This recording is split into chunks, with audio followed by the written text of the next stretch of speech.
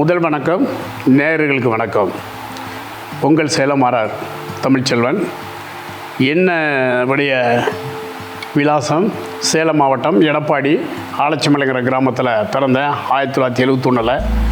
1971 பிறந்து 75லேயே எனக்கு 4 வயசு இருக்கும்போது அம்மா தவறிட்டாங்க. அதுக்கப்புறம் நயனாம்பட்டியில் பெரியமாவட்ட 1ஆவதுல பள்ளிக்கூடம் சேர்ந்து 4ஆம் வகுப்பு மட்டுமே படித்தேன். அந்த 4ஆம் வகுப்பு படிக்கும்போதே நான் காலையில் எழுந்து வேப்பங்கொட்டை, எங்கள் ஊரில் ஹைஸ்கூல்னு சொல்லுவாங்க, அருகிலே நயனாம்பட்டியில் வேப்பங்கொட்டை பொறுக்குவது, மாட்டு சாணங்களில் ஈவினிங் 4 மணி ஸ்கூல் விட்டு வந்தோடனே காலையில் வேப்பங்கொட்டை பொறுக்குவேன். அதுக்கப்புறம் ஸ்கூல் போகிறதுக்கு முன்னாடி, அதுக்கப்புறம் ஈவினிங்கில் 4 மணிக்கு மேலே தட்டுக்கூடன்னு சொல்லுவாங்க, அதில் எடுத்துகிட்டு போய் மாட்டு சாணங்கள் பொறுக்கி எருமா மட்டைன்னு சொல்லுவாங்க, அதை தட்டி வச்சு சந்தையில் 5 பைசா 10 பைசாவுக்கு விற்கக்கூடிய பணிகளில் அந்த நான் 5 வயசுலேருந்து நான் 4ஆம் வகுப்பு 9ஆவது போகிறதுக்கு இவ்வளோ கஷ்டப்பட்டுவேன். அதே போல் விறகுகளை பொறுக்கி விற்கிறது உண்டு அங்கெல்லாம் அந்த காலங்களில். இப்போ போல் சிலிண்டர் கிடையாது. விறகுகள் பொறுக்கி அதை கொண்டு போய் சந்தையில் வைப்போம். இதுக்கப்புறம் அந்த 4ஆம் வகுப்புலேருந்து 5ஆம் வகுப்பு வாங்க ஒரு சிலேடு வாங்க வழி இல்லாமல் நான் ஒரு 9 வயசுலேயே உள்ளூரில் ஹோட்டல் குயினுங்கிற ஹோட்டலில் நான் டீ கிளாஸ் கழுவ வேண்டிய சூழ்நிலை. அதுக்கப்புறம் ஒரு 4 வருஷம் கழிவு கொஞ்சம் விவரமான வேட்டி நான் நிறைய பெட்டிகளில் சொல்லியிருக்கிறேன். என் சொந்த பந்தங்கள் முன்னாடி விவரம் தெரியா ரொம்ப அவமானமாகவும் இலை எடுப்பது, டீ கிளாஸ் கழுவுது இருந்தது. இதுக்கு எங்கேயாவது போய் பொழைச்சிக்கலாமேனு 13 வயசில் சென்னைக்கு வந்தேன். சென்னைக்கு வந்து கொத்தாச்சாவடியில் தான் நான் முதல்ல ஒரு பழக்கடையில் வேலைக்கு சேர்ந்தேன். ஆனால் சாப்பாட்டுக்கு என்னால் பெரிய மூட்டைகளை சுமக்க முடியவில்லை. கோயம்பேடு மார்க்கெட் அப்போ கொத்தாச்சாவடி மார்க்கெட்டு பாரிஸில் பெரிய மூட்டைகள் என்னால் சுமக்க முடியல. மறுபடியும் ஹோட்டல்லே சாப்பாட்டுக்காக வேலை சேர்ந்தேன். தட்டு கழுவுற வேலை சொல்லியிருப்பேன். என் நகங்கள் கைகள் எல்லாமே அந்த தட்டுகளை கழுவி புண்ணாகி கொந்தி ஜிஹெச்சில் போய் இந்த நகங்கள்லாம் எடுத்துட்டாங்க. எனக்கு அந்தளவுக்கு அழுகி போச்சு. 10 ஆண்டுகளாக நான் முயற்சி பண்ணி போடுவேன். ஏன் இருக்காது, மறுபடியும் க்ளோஸ் ஆகிடும். மறுபடியும் ஹோட்டலில் போய் வேலை செஞ்சு காசு சேர்த்துட்டு வருவேன். மறுபடியும் பிரச்சனை, சாப்பிட்டு காசு தர மாட்டானுங்க. இப்படி ஏகப்பட்ட பிரச்சனை அந்த தள்ளுவண்டியை நடத்துவதுக்கு எனக்கு. இப்படியே காப்பாற்றி கடைசியாக இறுதியாக 1997ஆம் ஆண்டு தான் நிலையான ஒரு தள்ளுவண்டியிலேருந்து 2002ஆம் ஆண்டு தாம்பரத்தில் கிறிஸ்தவ கல்லூரிக்கு ஆப்போசிட்டில் இப்போ அது ஹைவேல எடுத்துட்டாங்க. அந்த இடங்கள் இல்லை. பாதமதா ஸ்ட்ரீட்டு கார்னரில் கடையை திறந்தேன். இன்றைக்கும் ஒரு கடை அதை தள்ளி இந்தாண்டு இருக்குது. அந்த 2002 திறந்த கடையில் இந்த அளவுக்கு வளர்ச்சி அடைஞ்சு இன்றைக்கி ஆயிரக்கணக்கான குடும்பங்கள் முன்னுக்கு வருவதற்கு சேலம் வராரு. இளைஞர்களுக்கு ஒரு தன்னம்பிக்கையாக நான் பணமும் இல்லை, தாய் தந்தையும் இல்லை, வயிற்றில் பசி தான் கொண்டு வந்தேன்னு சொல்லியிருப்பேன். என்ன இன்வெஸ்ட்மெண்ட்டு சென்னைக்கு எடுத்து வந்தேன்னு கேட்டால் என் வயிற்றில் பசியோடு தான் வந்து விழுந்தேன். நிறையா பிள்ளைங்க இன்றைக்கி பிரியாணி கடையில் மாஸ்டராக வேலை செஞ்சால் நல்ல லட்சக்கணக்கில் சம்பளம் இருக்குது. நீங்கள் வேலை வாய்ப்பை தேடிக்கொள்ளுங்க. பிளேட் அடிக்கிறவங்க என் தொழிலை சார்ந்து சொல்கிறேன். மற்ற உங்கள் தொழிலில் என்ன தெரியுமோ அதை சேர்ந்து செய்யுங்க. ஏன் கல்லூரியிலேயே இருக்கிறீங்க படிங்க, இல்லாதையா படிங்க. உங்களுக்கு வேலை வாய்ப்பை நானே ஏற்படுத்தி தரேன் உங்களுக்கு.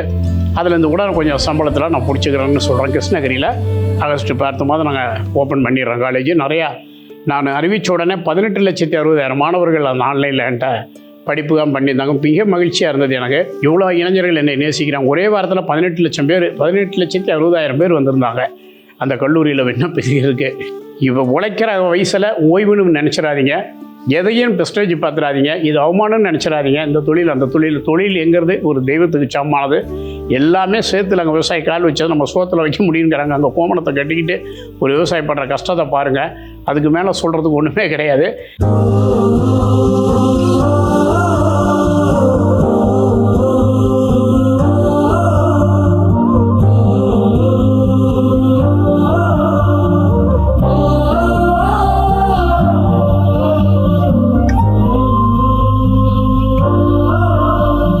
இந்த பிஸ்னஸ் ஸ்டார்ட் பண்ணும்போது உங்கள் கையில் எவ்வளோ காசு இருந்துச்சு? இப்போ உங்களோட வருமானம் எவ்வளோ?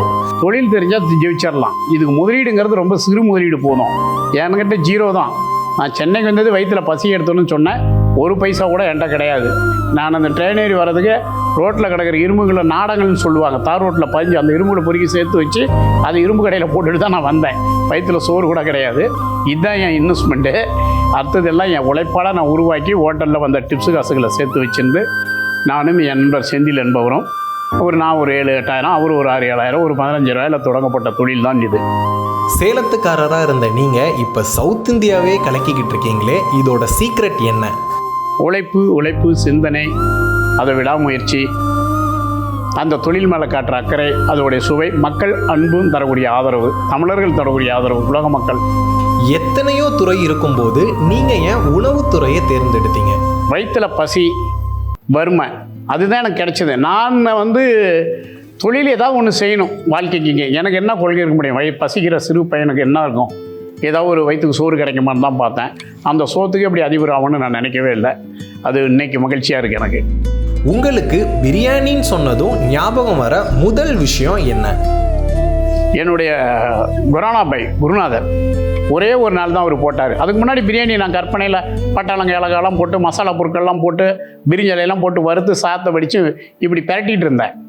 நான் ஒரு தள்ளுவண்டியில் பீப் பிரியாணி தான் ஃபஸ்ட்டு நான் இட்லி வச்சு விற்றேன். அப்போ அப்படி தான் பண்ணிக்கிட்டு இருந்தேன். ஒரு இஸ்லாமியர் என் குரானா பை தவறிட்டார்.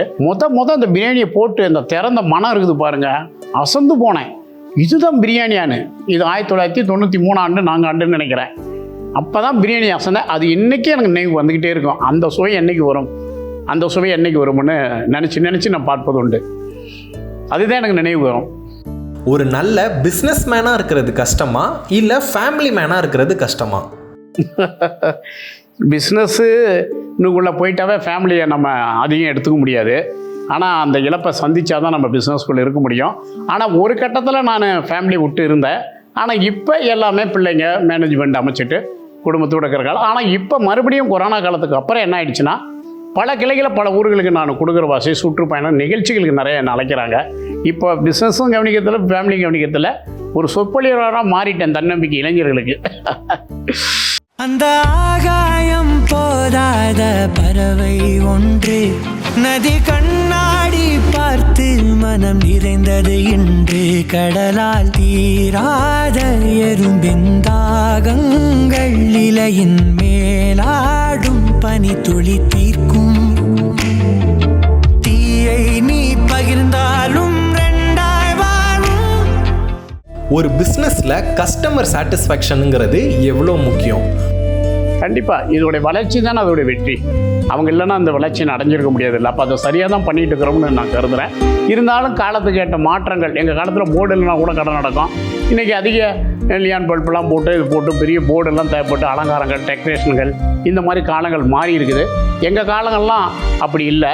நான் 30 வருஷத்துக்கு கடை நடத்துறதுக்கு இப்போவும் எவ்வளோ மாற்றங்கள் கடைக்குள்ளே ஏற்பட்டது. வாடிக்கையாளர்களை பொறுத்தவரை நான் ஒன்று சொல்லுவேன், சாப்பிட்றவங்க மனசு நிறையணும், வயிறும் நிறையணும்னு. வயிறு நிறைய பொருள் இருக்கணும், மனசு நிறைய போடுற பில்லு சரியானதாக இருக்கணும். அவங்களுக்கு பகிரக்கூடாது.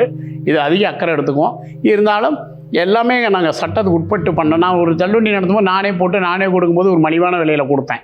நானும் என் மனைவியுமே பிரியாணி போட்டு கொடுக்கும்போது அந்த விலையில் இப்போ எங்களால் தர முடியல. அது வருத்தமாக இருக்குது. காரணம் எங்களுக்கு அந்த பொருள் மேலே இருக்கிற வரிகள், சம்பளங்கள், கடை வாடகைகள், கரண்ட் பில்லுகள், பயோட்டா கேரி பேக்கள் சட்டத்துக்கு உட்பட்டு பண்ணும்போது கொஞ்சம் விலைகளை நம்ம அது மேலே வைக்க வேண்டியதாக இருக்குது. அது வருத்தமாக தான் இருக்குது. ஆனால் தவிர்க்க முடியவில்லை. உங்கள் பிஸ்னஸில் நீங்கள் பண்ண மிகப்பெரிய மிஸ்டேக்னா என்னது? அதை மாற்றிக்க நீங்கள் என்ன பண்ணீங்க? கண்டிப்பாக நான் மிஸ்டேக் பண்ணியிருக்கிறேன். வள்ளி முருகன் சைவ ஹோட்டல் திறந்தேன். அதை தொடர்ந்து நானே நடத்தாமல் இன்னொருத்தர்கிட்ட ஒப்படைச்சது பெரிய தப்பு பண்ணிட்டேன். ரெண்டாவது நான் ஸ்வீட் ஸ்டால் திறந்தேன். அந்த ஸ்வீட் ஸ்டாலை தனியாக வெளியே ஒரு பேக்கரியாக அமைக்காமல் என் நான்வெஜ்ஜுக்குள்ளேயே ஸ்வீட் ஸ்டாலை போட்டுட்டேன். அது நான் பண்ண பெரிய தவறாக இன்றைக்கி நான் வருத்தப்படுவேன். அதுக்காக ஒரு 3-4 கோடிகள் அந்த காலத்தில் நான் இழந்திருக்கிறேன். ஏன்னா நான்வெஜ்ஜுக்குள்ள வந்து அந்த அளவுக்கு ஸ்வீட் யாரும் வாங்கலை. அது அப்புறம் மறுபடியும் நான் அதை கையில் எடுக்கலை. அடுத்தடுத்த குரானாங்கள் மணி மாற்றத்தில் வியாபாரம் சரிஞ்சுது. ஜிஎஸ்டி போடும்போது 18%, இப்போ தான் 5%. அதில் வியாபாரம் சரிஞ்சுது. தூக்கி நிறுத்துறதுக்கே கடினமாயிட்டது. நான் மட்டும் இல்லை, நாடே அறிஞ்ச விஷயம் தான். எத்தனையோ தொழில்கள்லேருந்து நம்ம இப்போ மீண்டு வந்திருக்கிறோம். மீண்டும் அடுத்த கட்டமாக தான் கல்லூரியை தொடங்குற பணியில் ஈடுபட்டிருக்கிறேன். மசாலா ஃபேக்டரி அமைக்கணுங்கிற பணியில் ஈடுபட்டிருக்கேன்.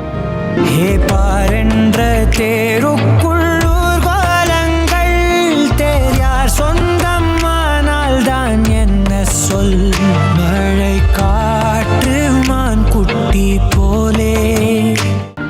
உங்களை பார்த்துக்கிட்டு இருக்க மக்களுக்கு நீங்கள் ஷேர் பண்ணணும்னு நினைக்கிற உங்களோட சீக்ரெட் ஆஃப் சக்ஸஸ் என்ன? எந்த இடத்துலையும் எந்த தூற்றலுக்கும் எந்த புகழுக்கும் மனசை இடம் கொடுக்காம உங்கள் தொழிலை எப்படி செதுக்க வேண்டும் அடுத்த கட்டத்துங்கிற சிந்தனையோடு இருங்க. சொல்லுவாங்க நம்ம இப்போ உழைச்சா பின்னாடி உட்காந்து சாப்பிடலான்னு. நிச்சயம் எந்த முதலாளி அப்படி உட்காந்துலாம் சாப்பிட முடியாது. இதை காலத்துக்கேற்ப நவீனப்படுத்துவதில் அதிகம் கவனம் செலுத்த வேண்டும். நான் 30 ஆண்டுகளுக்கு முன்னாடி இருந்தேன், இப்போ 30 ஆண்டுகள் கழிந்திருக்கு. அதுக்கு என்ன மாற்றங்கள் வேணும்? இன்னும் 30 ஆண்டுகள் கழித்து, அதாவது வருங்காலங்களில் இந்த பிஸ்னஸ் எப்படி உருவெடுக்குங்கிற சிந்தனையோடு போகணும். அப்போது செஞ்சிட்டு இருக்கிற பிஸ்னஸ் தன்னால் நிலைத்து நிற்கும். நம்ம இந்த காலத்தை பற்றி யோசிக்கக்கூடாது. நாளை காலையும் சேர்த்து யோசிக்கும் போது உன் பிஸ்னஸில் என்றைக்குமே உங்களுக்கு தோல்வி வராது. ஒளியை நீ